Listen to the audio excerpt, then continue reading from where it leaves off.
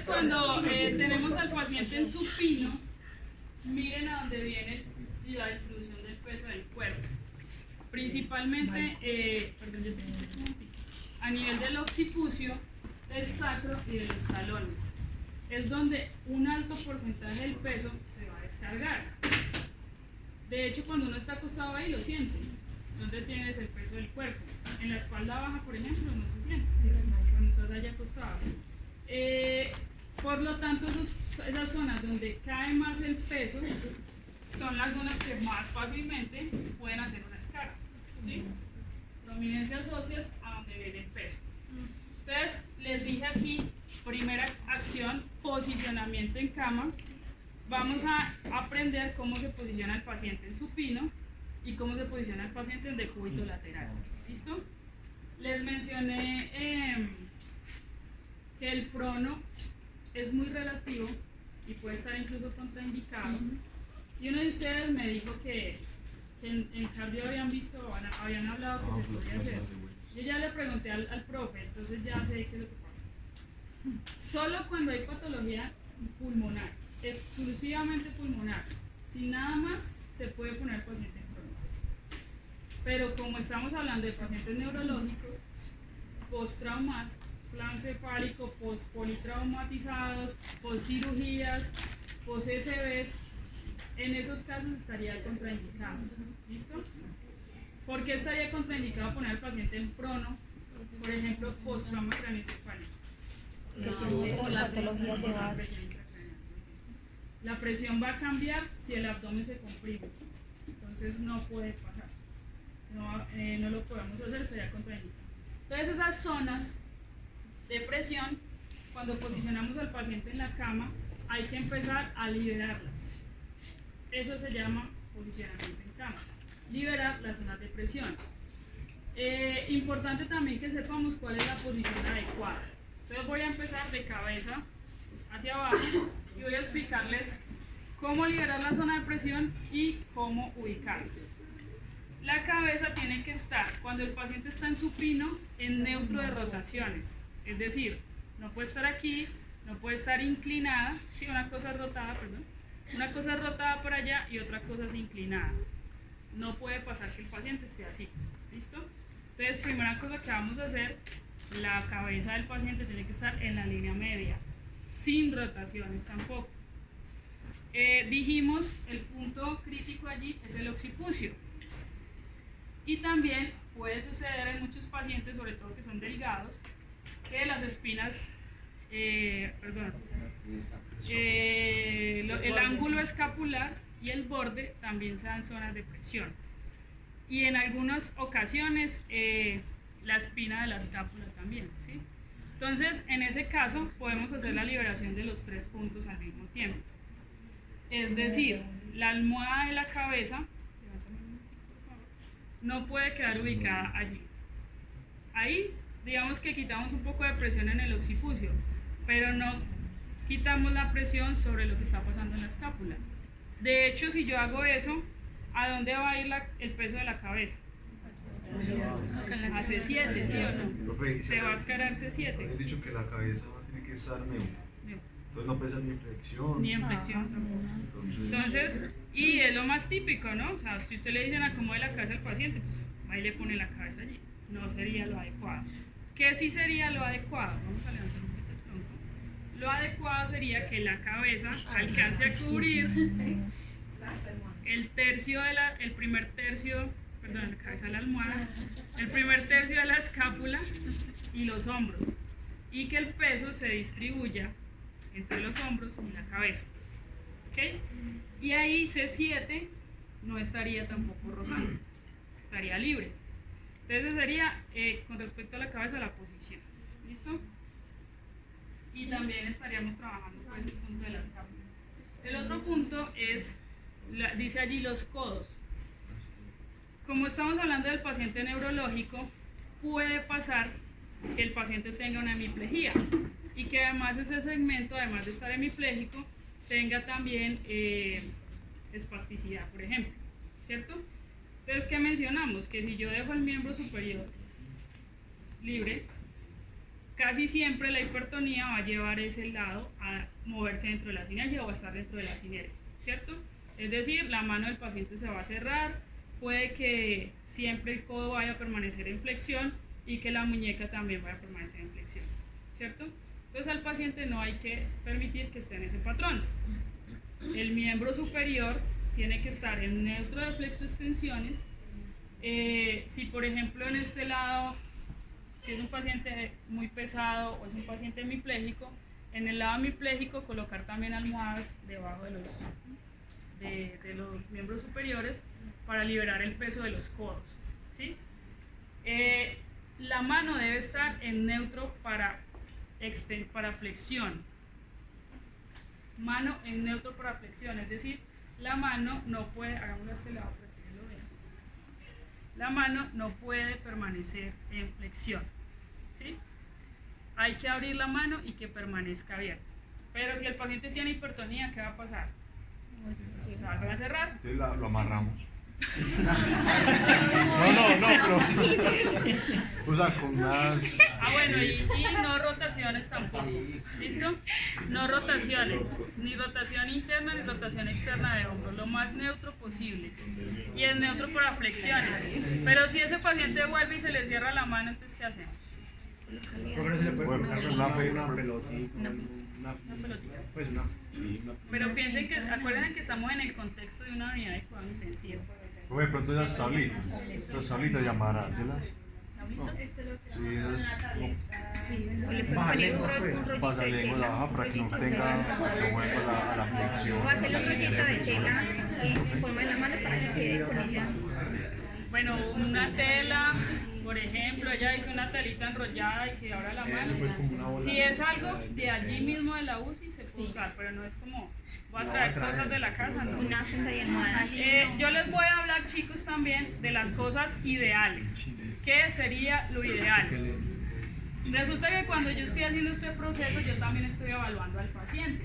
También estoy viendo cómo están los reflejos patológicos y cómo está el tono muscular.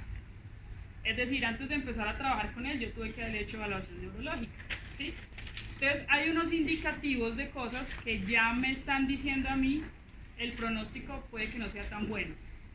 Si ese paciente desde esa etapa más aguda está espástico, ese paciente va a requerir férulas, ¿sí?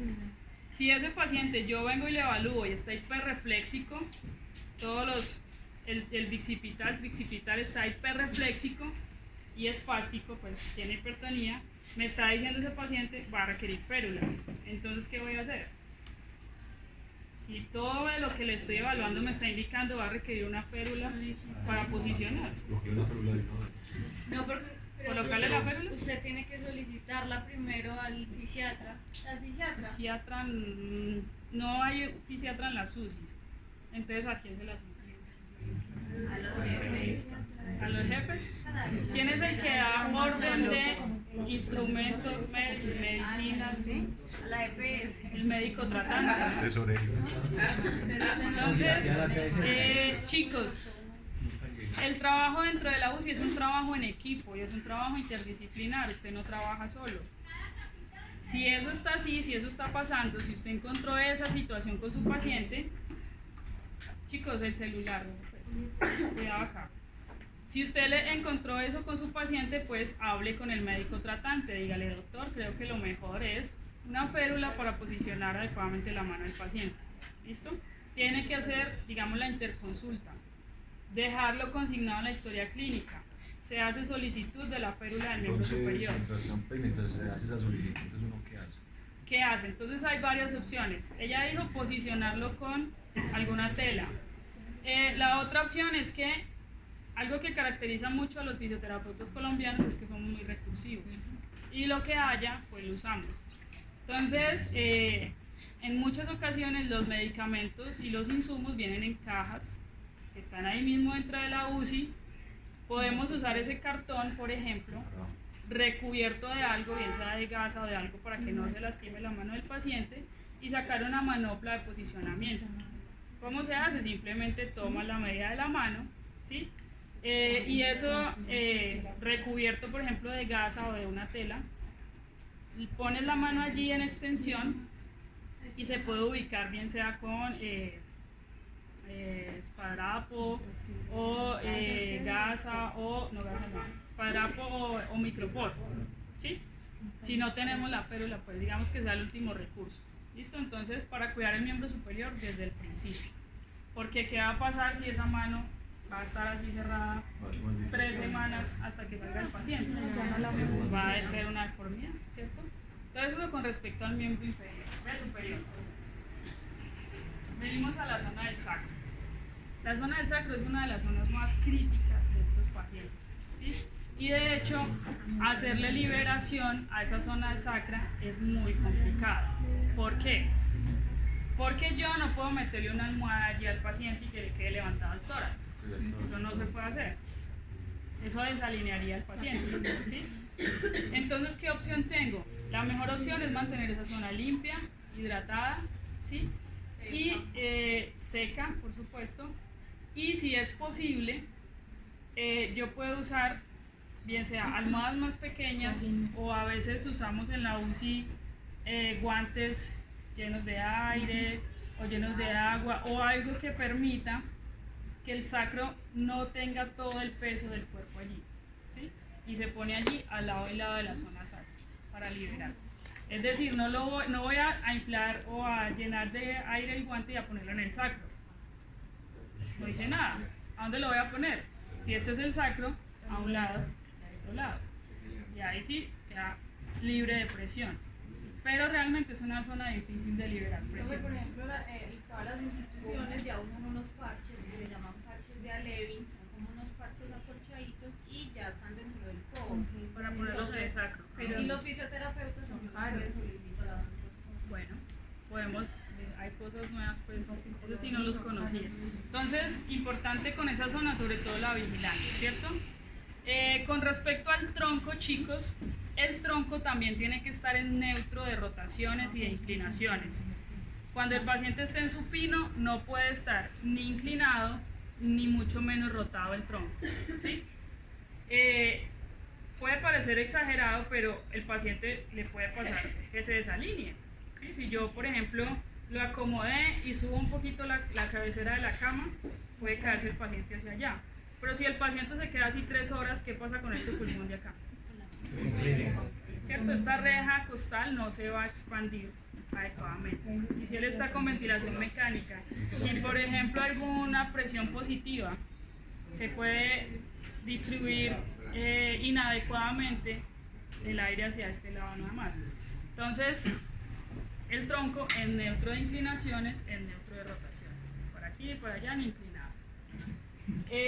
Ya yéndonos al miembro inferior,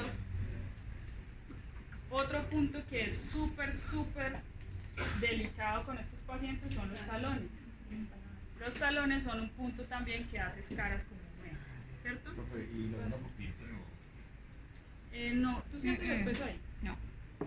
¿Dónde siente el peso en los pies? En las cosas En el talón, ¿cierto? Principalmente. Entonces, con respecto al miembro inferior, ¿cómo lo posicionamos? En neutro de rotaciones. Cuando usted se acuesta boca arriba, ¿qué pasa con la cadera? Siempre se rota externamente, ¿cierto? No vamos a permitir eso, vamos a ubicar al paciente en neutro de rotación. ¿Listo? Neutro de rotación. ¿Por qué? ¿Qué pasa si yo, por ejemplo, este señor está hipotónico y yo dejo que la pierna caiga por acá? ¿Qué va a pasar? Así es como en el maléolo está en el maléolo. Puede que se lesione el maléolo o ¿qué puede pasar también? Que va a ser una retracción de los que externos o internos. De los externos, exacto. De los internos. Entonces, neutro de rotaciones y que ve uno muy común que pasa en estas situaciones. Que uno llega y el paciente tiene los pies, levanta uno. Tiene los pies encima de una almohada de esta manera, ¿cierto? Es lo típico. Si yo hago eso, miren qué pasa. Todo se apoya en los talones, ¿cierto? Entonces, la almohada no debería ir debajo de las rodillas, sino por debajo de la fosa poplítea. Nada más con ubicarla en esa zona ya quedaron los talones libres. Entonces ahora sí, ya no van a rozar allí. ¿Listo? Además que no es bueno que la rodilla permanezca en flexión. ¿Qué puede pasar? Cortamiento del psoas. El psoas y el isquiotibial, ¿cierto? Puede hacer un acortamiento. Entonces, mucho mejor que esté más hacia la extensión y que no toquen los talones la cabina. ¿Listo? Y por último, miren qué pasa con el tobillo cuando no está acostado boca arriba. ¿Hacia qué movimiento va? Hacia la planta. Y él no tiene ninguna patología. Todas las personas, nos sucede esto a todas las personas. Ahora imagínense que él tiene una sinergia extensora y está hipertónico. Va a ser peor, ¿cierto? Entonces, ¿dejamos ese tobillo así o qué hacemos con el tobillo? Sí, a 90 lo acomodo y lo dejo allí. Profe, la cama tiene como una pared, entonces se le pone bien alto. No. Entonces puedes hacer unas calzas. Entonces, ¿qué hacemos para que ese tobillo se mantenga a 90? Queremos que se mantenga a 90. ¿La misma férula? Pero pues un cartón no lo sostiene.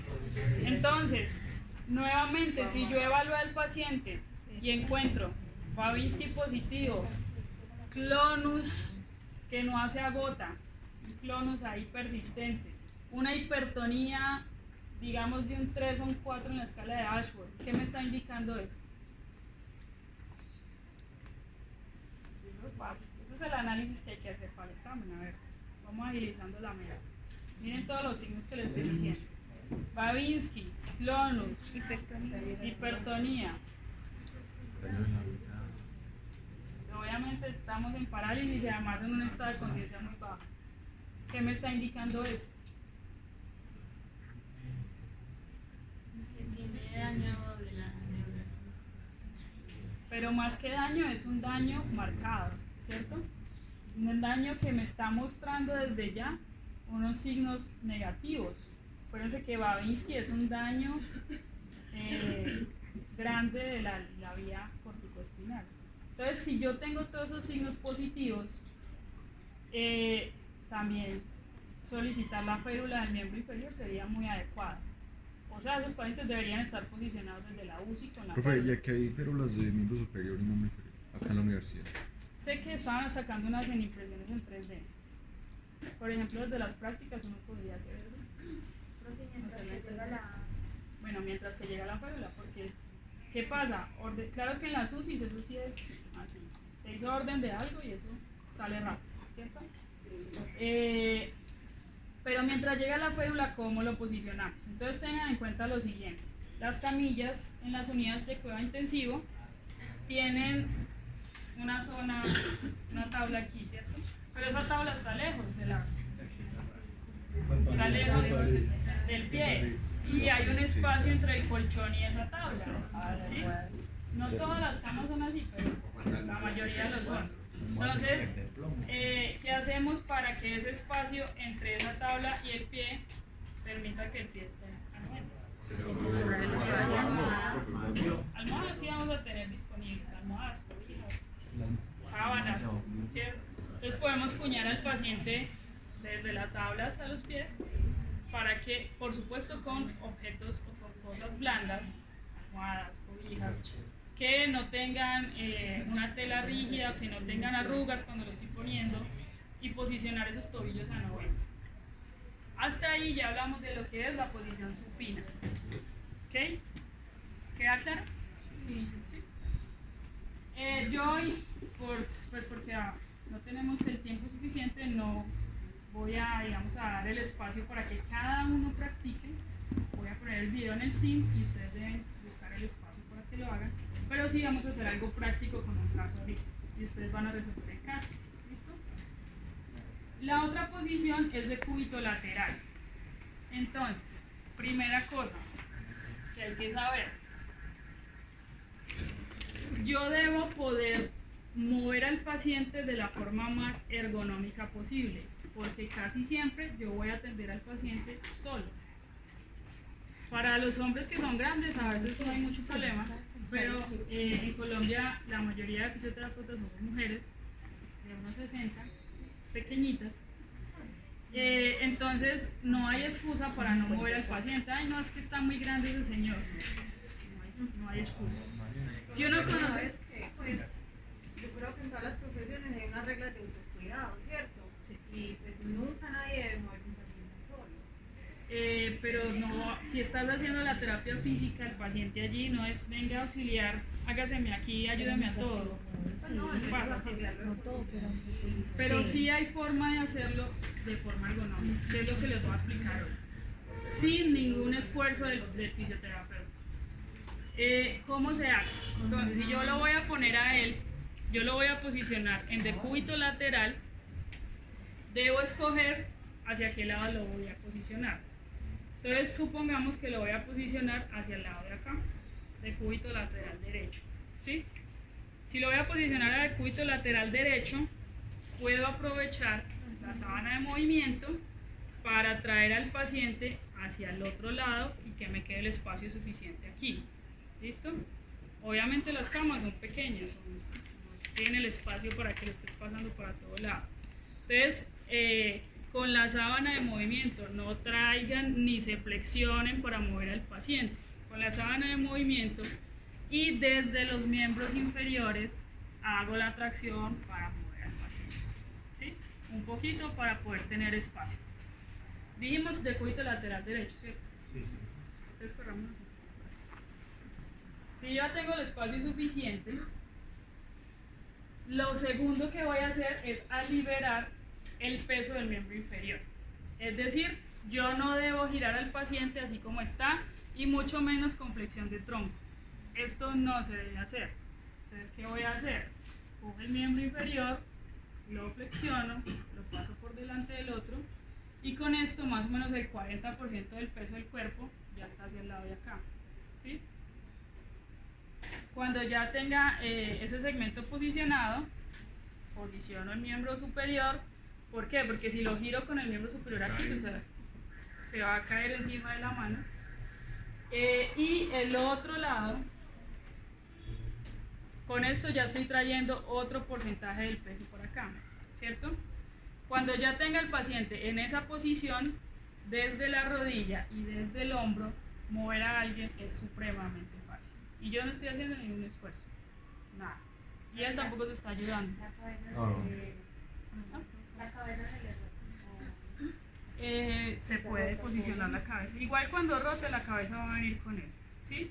Entonces ahí, ojo que miren que la posición de mi cuerpo está en relación a mis miembros inferiores.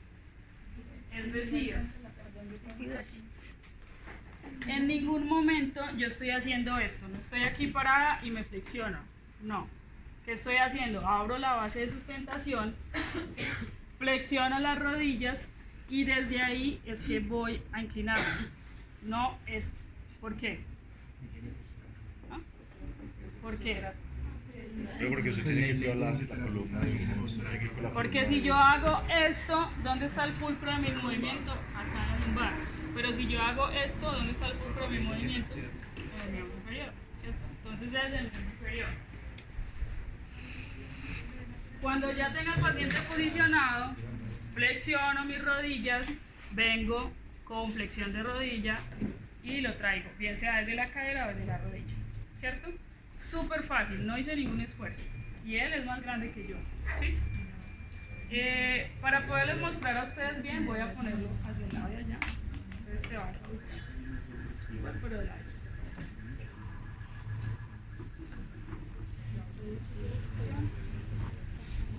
Y de ladito. ¿Qué va a pasar cuando yo voltee el paciente? Apenas me quite, probablemente se devuelva, ¿cierto? Entonces, ¿qué es lo primero que debo hacer? Pues almohadas deben haber aquí para poder que se devuelva, ¿cierto? Cuando el paciente está en decúbito lateral, empecemos por arriba. Los puntos de presión, ¿cuáles son? Entonces, las orejas a nivel de cabeza, el hombro a nivel de miembro superior, el trocánter mayor,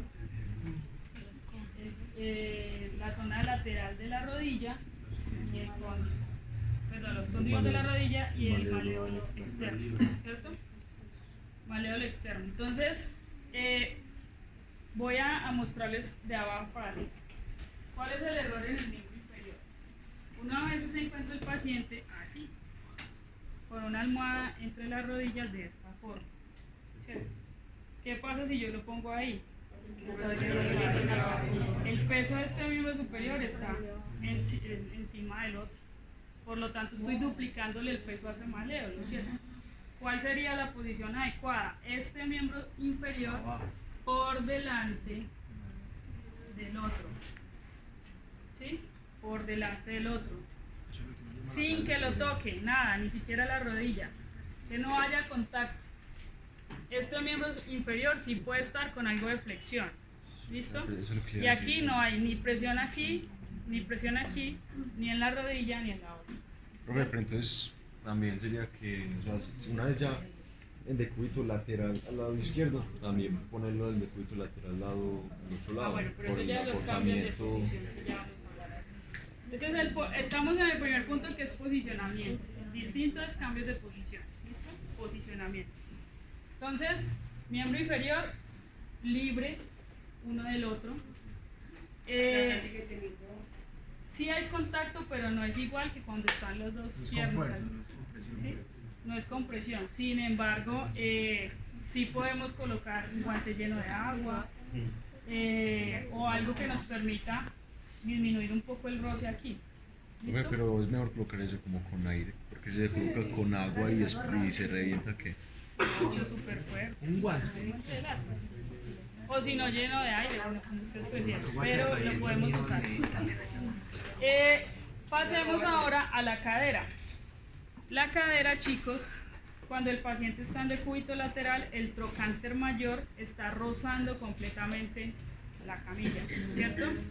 Entonces, ¿cuál es la maniobra para liberar el peso allí? Levanten un poquito los brazos para que no se vea.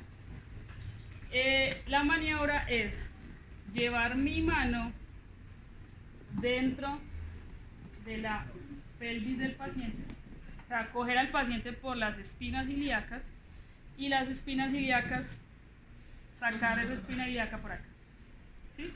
Cuando eso pasa, inmediatamente el trocánter mayor baja, ¿cierto? Se pasa para atrás y ya el peso no está cayendo en esta dirección, sino que se está distribuyendo distinto, ¿sí? ¿Qué fue lo que hice? Vuelvo a repetir. Espina ilíaca, la espina ilíaca del otro lado y saco esa espina ilíaca, la que está abajo. ¿Listo? Pero digamos ahí que uno hace como una rotación, pero sí. No, pues que había que tratar siempre de mantener. No, pero estamos en decúbito lateral. Ok. Y no queremos, porque de verdad que el trocánter es un punto crítico. El paciente siempre se está. Entonces, quitas el peso de allí de la cadera. ¿Listo?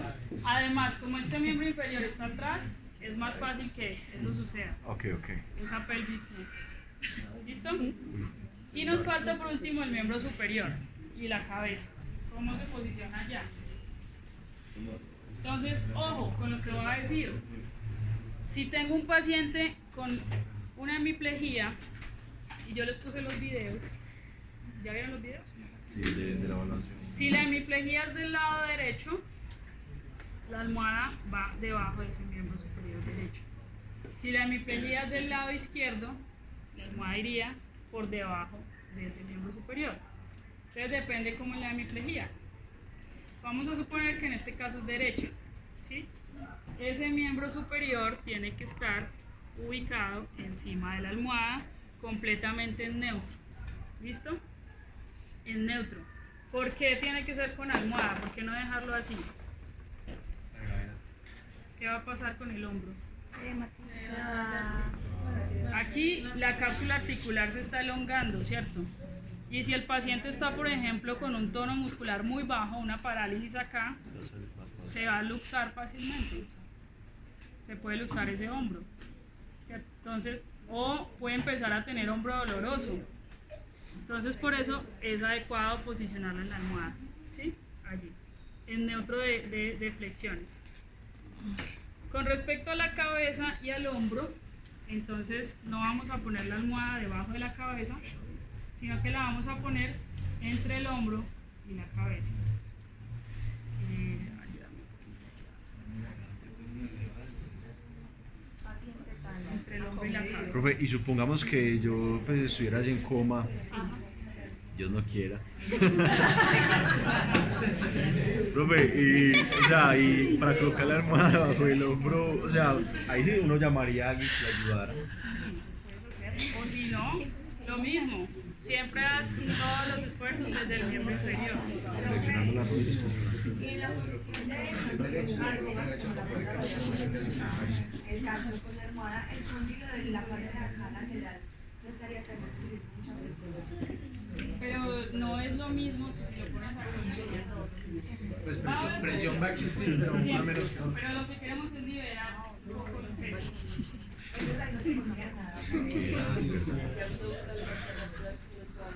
Profe, Los guantes con los parches que ella nos mencionó.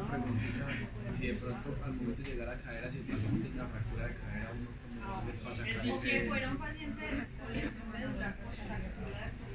es que estamos en generalidades, no estamos hablando del paciente con fracturas.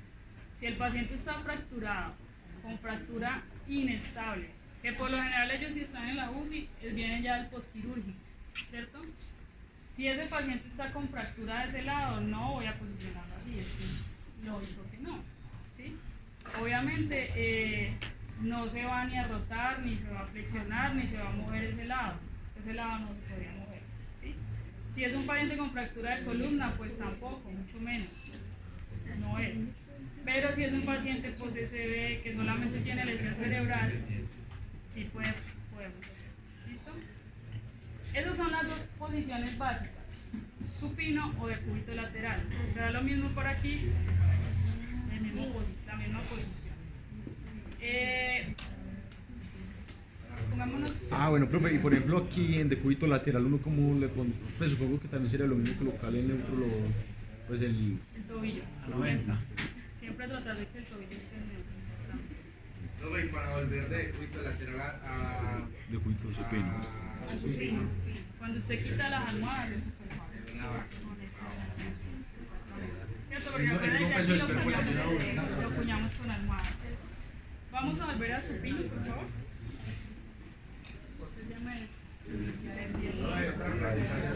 digamos cierto tiempo que se deja pues, en determinada posición. Ya vamos para allá. Entonces estábamos aquí.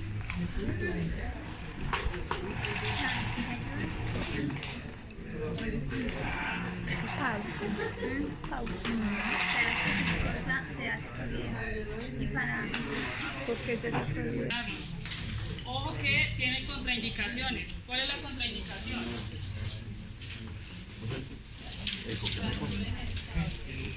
Fracturas inestables o incluso en un posquirúrgico agudo y depende de la fractura. Por ejemplo, ¿qué fractura sí podríamos posicionar así? Un ejemplo. tibia. Una fractura. Pero hablemos del miembro inferior. Tibia. De tibia, simple, ¿cierto? Siempre y cuando la fractura no sea conminuta, no tenga tutor externo, no sea un posquirúrgico que tenga, digamos, una cicatriz grande, una fractura que tiende a la inestabilidad, en esos casos está contraindicado. Todas las rotaciones y las flexiones están contraindicadas. Pero sin embargo, al paciente, aún así, hay que cambiarlo de posición. ¿Sí? ¿Cuál será la posición adecuada? Esa fractura en neutro siempre. Siempre, ¿listo? Vamos para esta parte de vigilancia y limpieza. Y cuidado y hidratación. Entonces, volvemos a lo mismo. ¿Cómo se debe hacer la hidratación y la vigilancia de la piel? La idea es que el masaje me ayuda allí. ¿Qué voy a hacer yo? Masaje. Y no solamente lo voy a hacer yo. La idea es que el masaje y todos sus procedimientos que yo estoy haciendo los conozca todo el equipo, ¿cierto? Por ejemplo, si yo soy el fisio de esta UCI, yo debo hacer jornadas de capacitación también, ¿sí? Unificar el concepto, por ejemplo, entre las auxiliares que son las que más nos ayudan, el personal de enfermería. armar esos planes de cambio de posición en conjunto con ellos, siempre, porque somos un equipo de trabajo.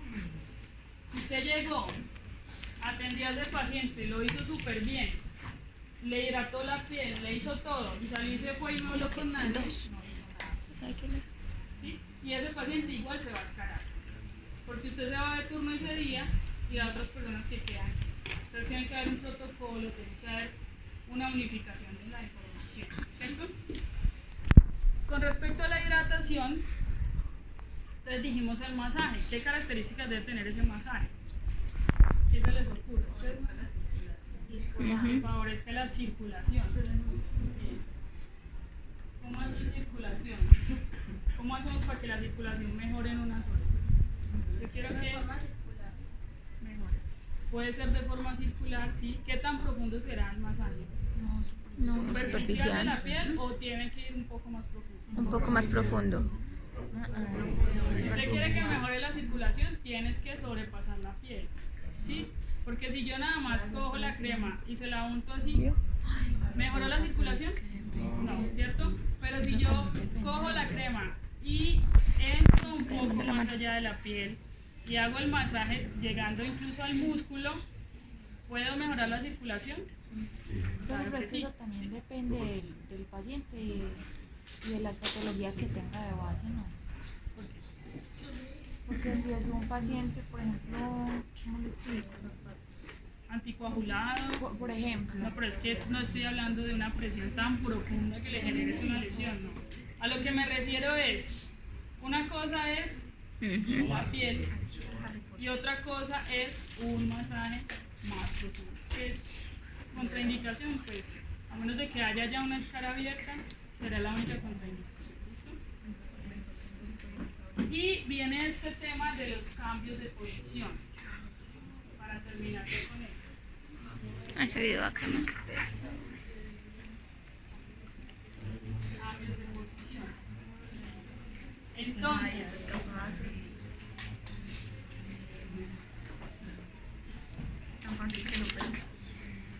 vamos a empezar en el lugar, pero no solamente va a tener el tubo aquí, ¿cierto?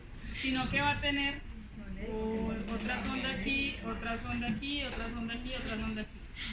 Entonces, con respecto a los cambios de posición, yo debo tener en cuenta todo lo que el paciente tenga conectado, todo. ¿Y qué es lo que voy a hacer? Voy a empezar a mirar los cableados para dónde van, ¿sí? Este cable para dónde va, si ese equipo es móvil o no, cómo lo puedo ubicar. Por ejemplo, si el medicamento está a este lado, ¿cierto? Y yo quiero posicionar al paciente para el lado de allá, ¿qué hago? Hace la tri. O movilizarlo por el lado.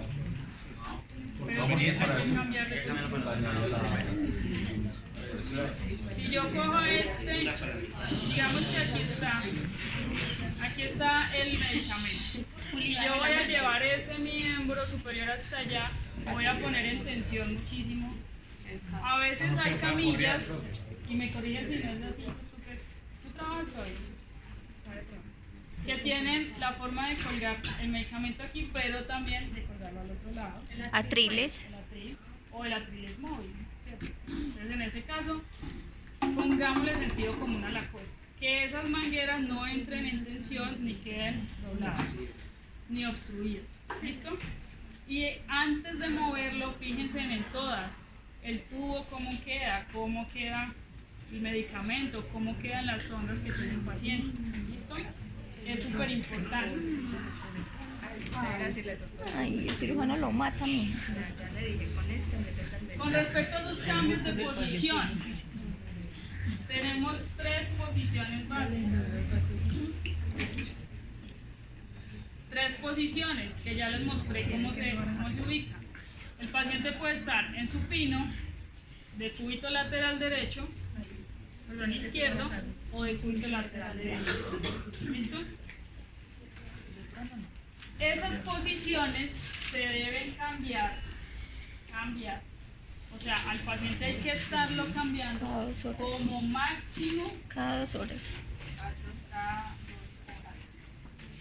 Entonces, y huele como a arroz quemado.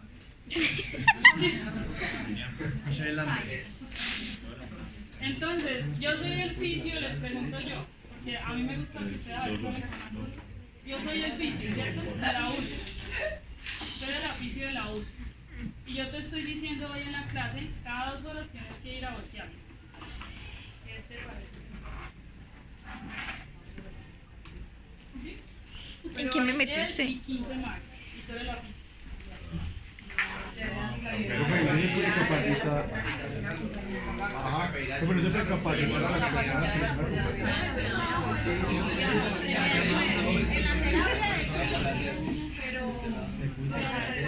Lo que pasa es que también pasa. El video va a quedar mañana.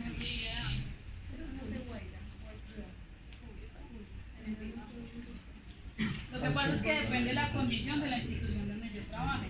Ella me dice, es trabajo de las auxiliares, pero en muchas ocasiones el auxiliar tampoco da abasto. Y a veces hay auxiliares, no sé pues es tu caso, en todas las instituciones es distinto, a veces no hay el suficiente número de personal por la cantidad de pacientes que hay. Entonces, ¿qué hacemos? Hacemos algo que se llama el protocolo de cambios de posición.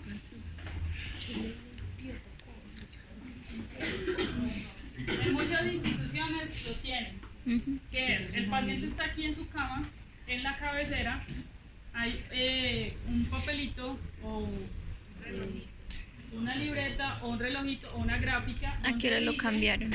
¿A qué hora lo cambié? 12 del mediodía, está en el decúbito lateral derecho. A las 2 de la tarde, ¿en cuál? A las 4, ¿en cuál? ¿Sí? Es importante tener control, porque yo llego y lo pongo para allá y resulta que allá estuvo hace poquito, entonces no voy a dejar descansar la piel de ese lado de allá. Entonces uno, ese protocolo, siempre debe fijarse a qué horas hay que hacer el cambio, y ese protocolo hay que tener también responsables de él. Si hay suficientes personas de enfermería o auxiliar de enfermería, o la distribución, digamos, en esa UCI como tal es para ellos esa tarea, bien, y si no, hay que apoyarse del familiar, apoyarse del cuidador o apoyarse de todas las personas posibles para que esto se cumpla. ¿Listo? O sea que entramos a hacer algo que se llama la educación. Tanto al personal como a la familia. ¿Listo? Eso también es tarea del fisio. ¿Sí? Es tarea del fisio. Y todas estas cosas a veces parecen obvias y como de sentido común, pero créanme que conozco muchos colegas que ni siquiera hablan con la familia. Ni siquiera saben cómo se llama el cuidado de su paciente, nada. Se dedican exclusivamente a lo que tienen que hacer y ya. Pero igual el paciente se escara, se deforma. ¿Cierto? Nadie vino y dijo cómo tenían que hacerse las cosas, ¿cierto? ¿Con eso ya queda clara la información? Sí. ¿Sí? Y eso solamente es cuidado de piel. Entonces, digiéranlo, analícenlo. Ahora lo vamos a hacer en un caso y ustedes me van a decir qué tienen que hacer y cómo lo van a hacer. Y pasemos a lo siguiente. Es evitar que el paciente se escape. Solamente. Ahora tenemos que evitar que el paciente haga retracción y se deforme. El posicionamiento en cama nos ayuda a prevenir deformidades, sí, pero no es suficiente, ¿cierto? Entonces viene esa parte de prevenir la retracción.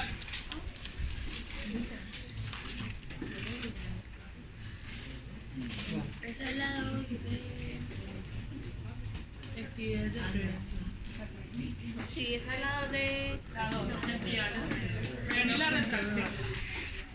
Y aquí me voy a ir incluso porque yo necesito que ustedes no se aprendan esto de memoria, sino que lo analicen. Me voy a ir a la fisiología muscular. Es que ¿Qué es una retracción desde el punto de vista fisiológico? En YouTube lo monto. Yo ya tengo cuenta en YouTube.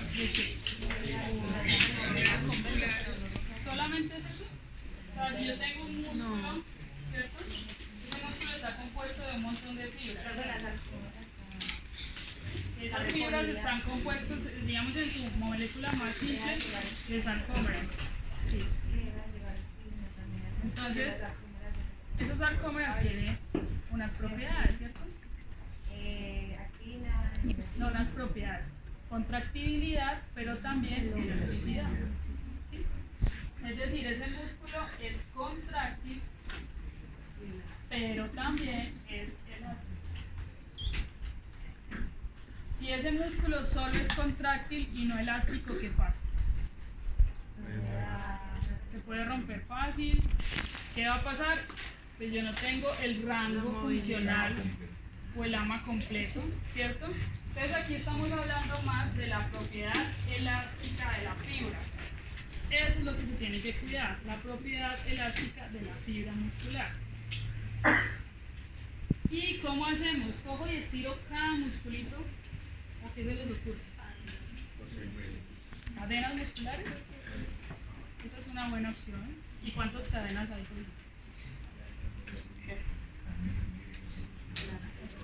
También hay un montón, ¿sí? Anterior, posterior. ¿Diagonal?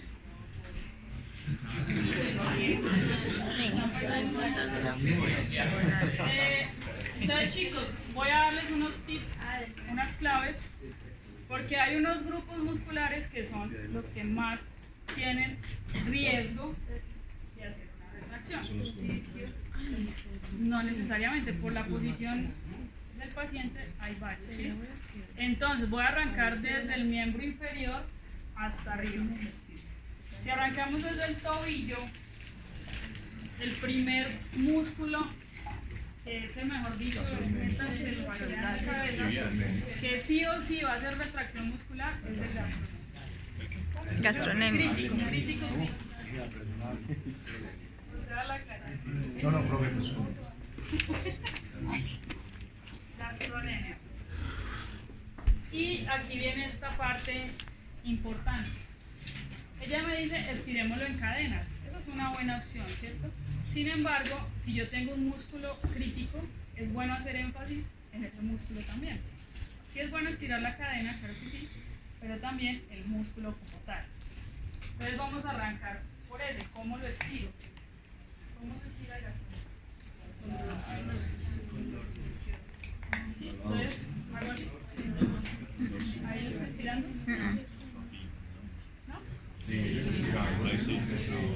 Efectivamente se debe sentir. Bueno, entonces, pero si él está en coma y no me dice nada, pues no sé si lo está estirando. Yo me doy cuenta con la contracción. Yo palpo.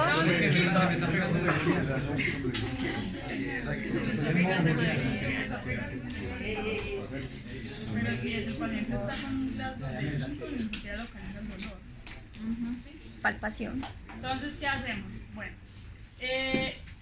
para saber si sí estoy estirando o no estoy estirando un músculo, tengo que saber anatomía. El coco de ustedes. No palpar, saber cuál es el origen y cuál es el fin. Si yo cojo y hago esto, no estoy estirando el gastrosóleo, estoy estirando el sóleo únicamente. ¿Por qué? Porque estoy poniendo en tensión únicamente la inserción del gastrosóleo en ese caso. Por lo tanto, será el sóleo no más. ¿Cuál es el origen y la inserción del gastrosóleo? Cóndilos femorales hasta el calcáneo, ¿cierto? Ay, perdón. Vale, tranquilo. De los cóndilos, o sea, ¿qué significa?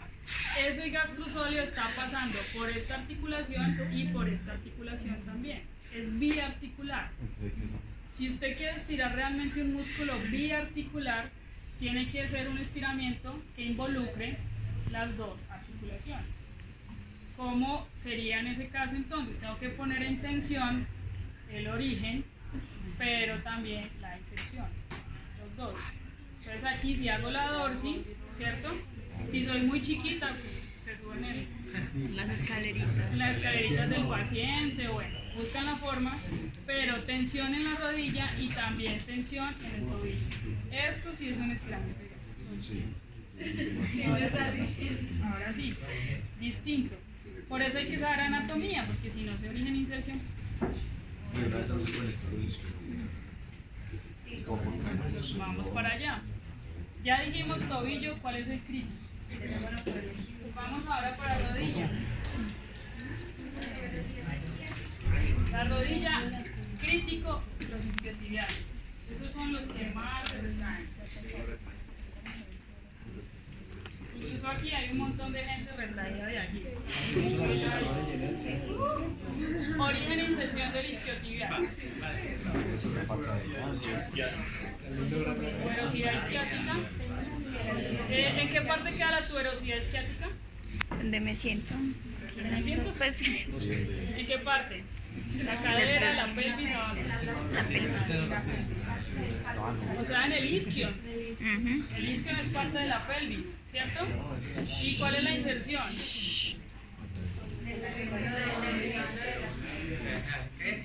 Isquiotibial. Tiene varias inserciones, ¿cierto? Pata de ganso, pero también en la parte lateral, cabeza de peroneo. O sea, biarticular. Por aquí pasa y por acá pasa. Y siempre la gente estira el isquiotibial. Así, lo estiran acá nomás. Allí estoy involucrando la cadera también. Sí, pero no tanto. Por ejemplo, o sea, los isquiotibiales también se puede decir que con las rotaciones de la tela se puede hacer. Para hacerlo general, todo. Si yo no pongo en tensión el origen, no estoy estirando todo el isquiotibial. ¿Cómo podría poner en tensión el origen? Está en la tuberosidad isquiática. Con una flexión mayor, ¿no? De cadera. Si hago más flexión de cadera y extensión de rodilla, aquí se estoy estirando toda la flexión. Por eso es que no le hago obviamente nadie va a llegar a extensión completa si yo hago aquí más flexión. Como estamos hablando de un paciente en coma, ¿cómo sé si al paciente le está doliendo o no? Coma significa Que aumenta la frecuencia cardíaca. bueno, que cambien los parámetros, es un buen. Silencio, que ese video va a quedar horrible. ¿Cómo es tu nombre? Gracias por hacer ese aporte, Sebastián. Siempre que esté tocando al paciente, yo tengo que estar pendiente del monitoreo. Sea lo que sea que estoy haciendo. ¿Listo? Pero si estamos diciendo mi paciente está en coma, y coma significa que ni siquiera ni siquiera responde a estímulo doloroso, no voy a saber si le está sirviendo. Entonces ahí viene el segundo conocimiento que ustedes necesitan. El primero es origen e inserción y el segundo es rango normal de movilidad. O sea, si usted quiere estirar ese tobillo, usted tiene que saber cuál es el máximo de dorso. ¿Cuál es? De dorso. 15 a 20 grados de dorsiflexión, ¿cierto? ¿Cómo sé que lo estoy estirando? Porque lo llevo un poco más allá de los 20 grados de dorsiflexión.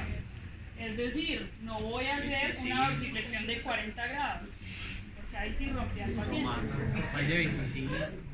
Tengo que saber también rangos normales de movimiento. ¿Listo? Entonces miren que ustedes piensen que nosotros somos muy cansones con eso, que el origen es el no sirve para todo. El calzón no es unos placeres, sino estudiando. Todos los días repasando algo.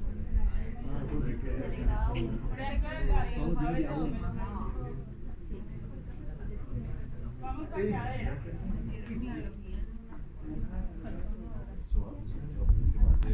Cadera. Pero piensen aquí. No se me distraigan que ya casi vamos a ir a la acción ustedes.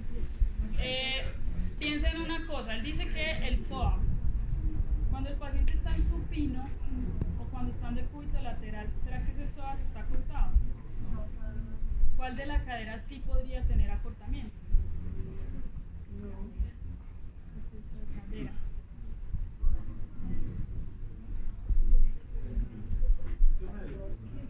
¿Glúteo medio? Sí, si lo dejamos en neutro de rotaciones, glúteo medio. Pero que sí nunca va a estar en tensión allí, el aductor, ¿no? El aductor siempre está corto allí. Aductor, de cadera, aductor. Aductor e incluso ABD también. Tanto ABD como ABD. ¿Cómo estiro el aductor? A ver, Ustedes iban al gimnasio, si estiran, ¿sí? ¿Cómo estiran? si es una bebé, no, una bebé.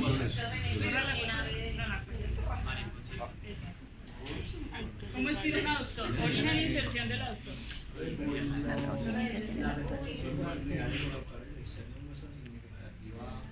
Si yo cuido el neutro en las rotaciones de cadera cuando posiciona al paciente, ¿no? La línea áspera y la serena. O sea, el origen es pubis y la inserción Línea áspera del fémur, ¿cierto? Este es monoarticular, no alcanza a llegar más abajo de la rodilla, entonces es monoarticular. Por lo tanto, tengo que poner en tensión únicamente la cadera, ¿sí o no? ¿Qué es lo que pasa? Mucha gente coge y hace eso. Estoy estirando el aductor ahí. ¿Sí? No. Hasta ¿sí? Ahí estaría más en tensión los rotadores, ¿cierto? Pero el aductor no. O sea, se los digo porque he visto un montón de gente estirando el aductor ahí. ¿Cómo sí estiro el aductor? Poniendo en tensión completamente la cadera. Entonces, por ejemplo, aquí, si él está en coma y yo hago esto, ¿qué va a pasar? Se viene también la otra pierna, ¿cierto? Entonces, ¿qué pueden hacer? Enganchan en su pelvis y ahí ya no se cae y con la otra mano sostienen. ¿Cuál es el rango normal de ABD?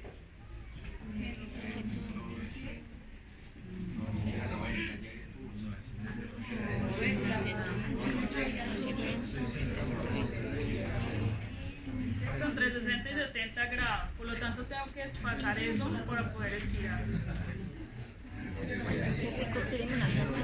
¿Qué puedo aprovechar aquí, chicos? Ella me dijo, estirémoslo en cadenas también. Yo puedo aprovechar esta posición para lo siguiente, ¿sí? Yo aquí estoy estirando únicamente, si traigo el pie en neutro, estoy estirando solo el aductor.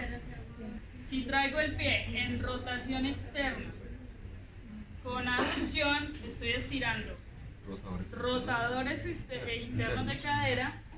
Puedo estirar también aquí el tibial posterior y el aductor de una vez. Entonces, miren en dónde puse mi dedo. ¿Esto es qué? Aquí está.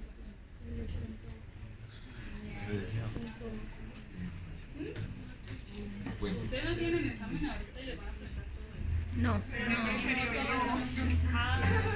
no hemos visto todavía. Sí. Ahí está navicular y primer hueso pues del tarso, ¿cierto? Pero allí se inserta el tibial posterior.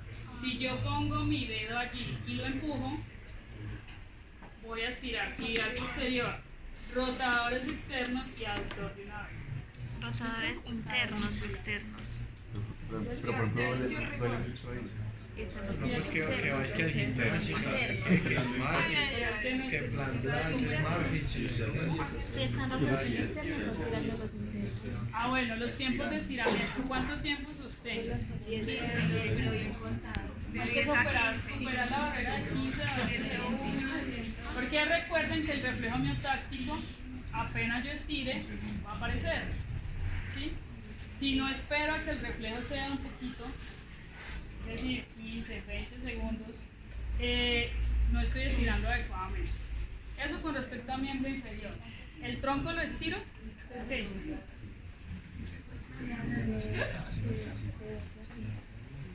Tronco medio. ¿Usted cree que no? ¿Por qué no estirarías el tronco? Oiga, porque se le regan esas cosas y La mayoría de cosas invasivas que el paciente son. Exactamente. Entonces aquí probablemente tenga catéteres, cirugías, electrodos, etcétera, etcétera. Esa es una situación. Además, mientras el tronco esté bien posicionado, no hay unos músculos que digamos como estos sean tan riesgosos de que se hagan una retracción. Entonces vamos para el miembro superior. Que ese sí se lo enseña.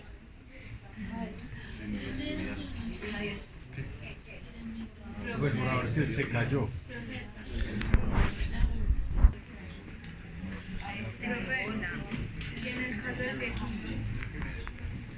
Por eso hablamos ahorita de que hay que posicionarlo a 90, de que hay que pedir la férula si el paciente tiene mal pronóstico. Y eso tampoco que no se podría dar por retracción. Por eso hay que estirarlo también. Gastrosóleos y diapositivo. Chicos, vamos para miembro superior. Arranquemos Tiene desde ostomías, hombro. se llaman ostomías. ¿Sí? ¿Cuál será el músculo que más riesgosamente puede hacer retracción? Pectoral, ¿cierto? Pectorales. ¿Por qué? Porque el paciente siempre tiene el miembro superior cerca del cuerpo, nunca está lejos del cuerpo. Entonces, pectoral. ¿Cómo estiro el pectoral? Origen e inserción.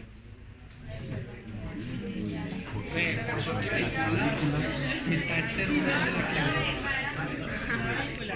Inserta la hipófisis del húmero. Surco intertubercular del húmero. Pre-surco intertubercular del húmero. Sí, sí, Tubercular. del húmero. Del húmero. Bueno, entonces, ¿cómo lo pongo en tensión? ¿Cómo lo pongo en tensión? No, estudiamos El apellido. Bueno, ¿y cuál es la acción del pectoral? Al rey. Flexión mayor y accesoriamente rotación interna, ¿cierto? Por lo tanto, si quiero estirar el músculo, tengo que hacer el movimiento contrario. Rotación externa, Con ABD. ABD, y además, si lo dejo ahí solamente en ABD, no lo estoy estirando totalmente, necesito una flexión de hombro. Diagonal 2, patrón flexor. Puro Ahí está cabat. estirando. Si le hace el cabat pasivo, ¿cómo se llama la? ¿Ya vieron técnicas? No. Estamos apenas diagonal. Diagonales. Entonces, diagonal 2, ¿qué? Patrón flexor. Buenísimo para estirar el pectoral. Si le sale. Y no solamente, pero no, ¿por qué hacer así? ¿Y por qué no así? ¿Cuándo estira más el pectoral? ¿Aquí? Con mayor tensión. Y es que igual debe quedar así en ese patrón. Fuera de eso, eso sí se lo sabe. Fuera de eso, cuando usted está en diagonal 2 patrón flexor, está estirando bíceps, la cadena flexora. Entonces, pongamos en más tensión la cadena flexora. Ahí el bíceps también lo elongamos. Tendría yo que, lo voy a subir nomás para que lo vean. Extender también el carpo, el metacarpo y las falanges. Todo. Ahí ya estoy estirando de una vez. Flexores, flexores, flexores. ¿Listo?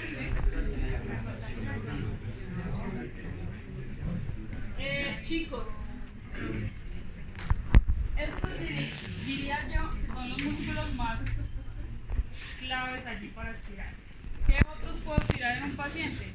Depende de la condición. Por ejemplo, en mi paciente hemipléjico, súper chévere o súper importante que yo estire también, cuando él está en decúbito lateral, que estire también el iliopsoas y el cuádriceps.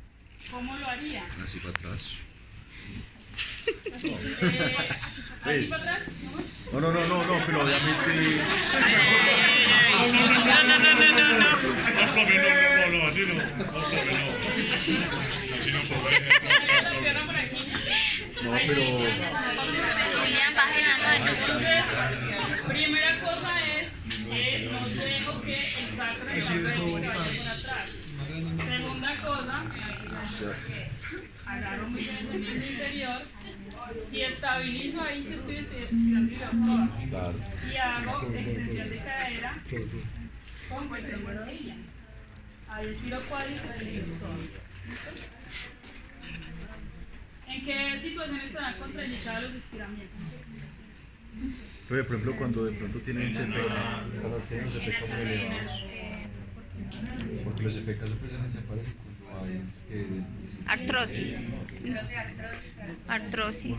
Fracturas. Desgarro. Oye, Pero estamos hablando de la UCI, de la UCI. cuando aparecen La los UCI, CPK, ¿cuándo no estiraría el paciente?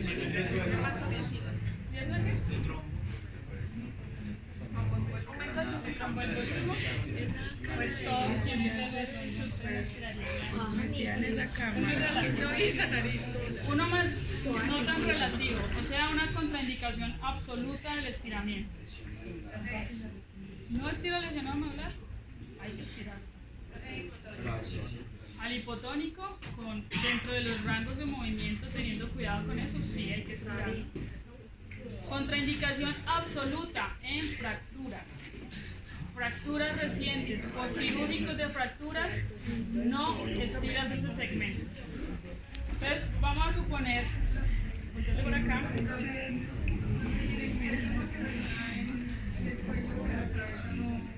No hay músculos como tan específicos que mientras tú la tengas bien posicionada todo el tiempo, no hay tanto problema. ¿Listo? Chicos, vamos a suponer que él tuvo un accidente de moto, trauma craneoencefálico, fractura de fémur. ¿Listo? Y voy a posicionarlo a él, voy a hacerle los cambios de posición y voy a hacerle estiramiento. Fractura de fémur derecho. ¿En qué músculos sí estiro y qué músculos no estiro?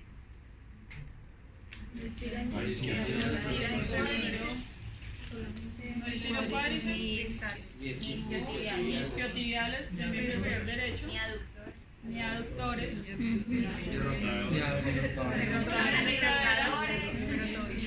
Ni nada. es decir, del segmento desde la pelvis hasta la rodilla, no hago nada. Y lo demás, sí lo puedo hacer. Depende de la zona de la fractura. ¿Cierto? No lo podrías estirar, claro que no, pero sin embargo podemos estirar el sóleo. El sóleo sí, ¿sí? El sóleo sí. Entonces, ya esto es como lo general, vamos a pasar ya al análisis. Así que nos vamos a dividir en grupos, sus grupos de trabajo.